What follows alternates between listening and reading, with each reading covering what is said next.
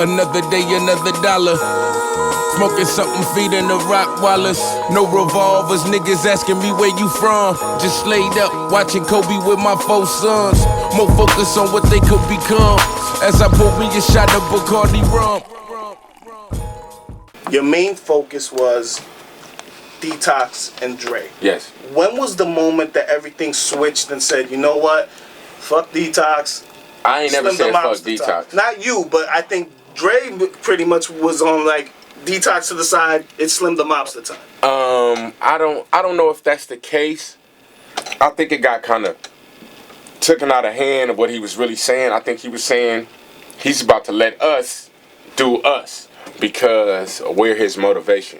Mm-hmm. And I don't think he's saying scratch Detox, fuck Detox, or none of those things. I think people took that as what he was saying.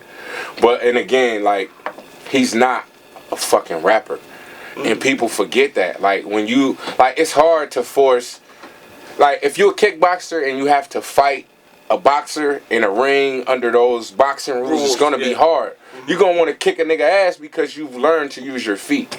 You see what I'm saying? Yeah. And for him, like, he's a producer. That's not what he does.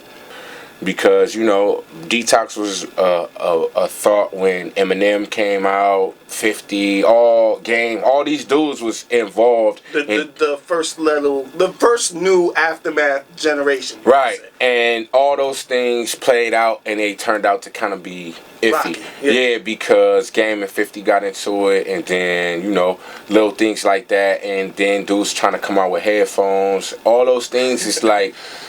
It's weird. It's a weird space. Like, I don't want to be in competition with my boss.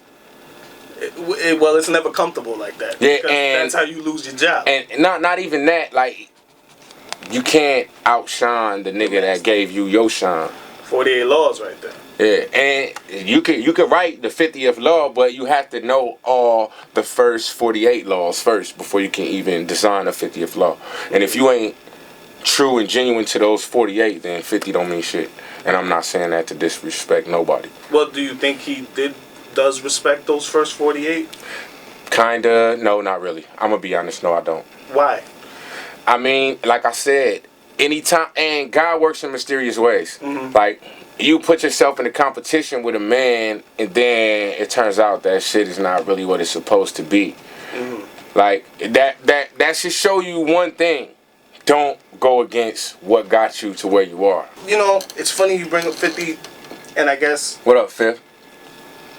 You kind of, when I was listening to Project and I was telling Sean Money, you kind of remind me of him early, though. Yeah, everybody say that. It's all in the positive. He rich. As long as I remind you of a rich nigga, I'm on my job. As long as I remind you of a bum-ass rapper, I'm good. It's the energy you come with on the record. Sometimes the cadences, sometimes the flow sounds very, very similar. You know what I mean? And it's like, oh, that energy's back. And it's like people, and it's. I don't feel like it's a bad thing because I think it's something that the game's been craving. Yeah.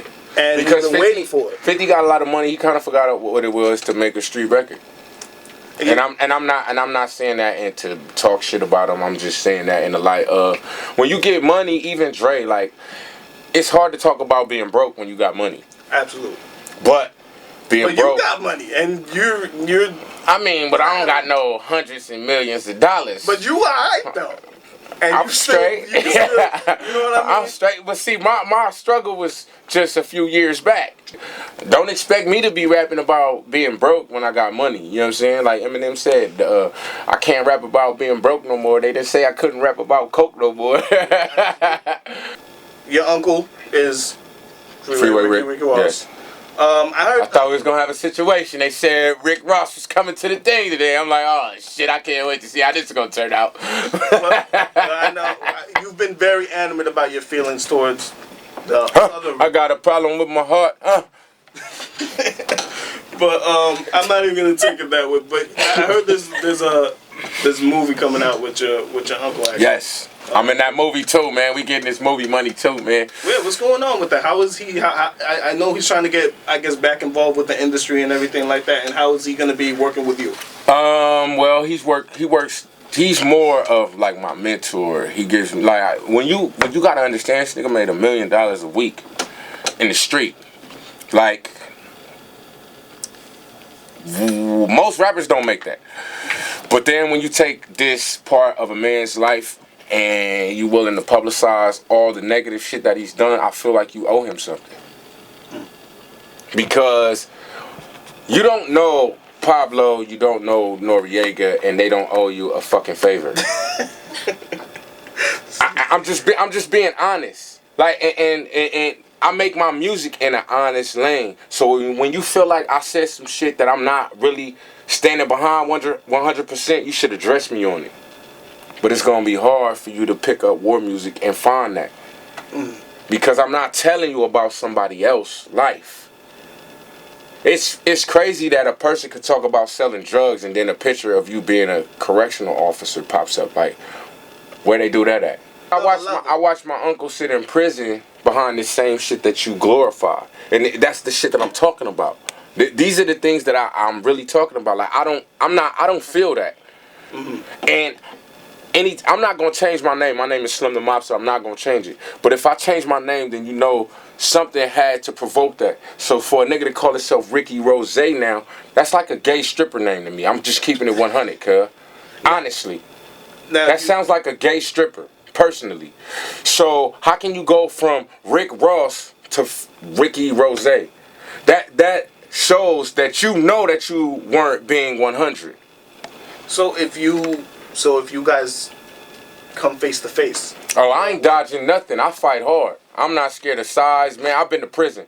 You know what I'm saying? Where you walk alone. No talking this out. No, it's definitely thing. I'm a businessman. We could talk about anything, but like I'm just giving you how I feel about it. And as a businessman, we could talk about anything. But like I think they already tried to talk about it, and dude feel like it's like I don't owe no nigga nothing, but you really do.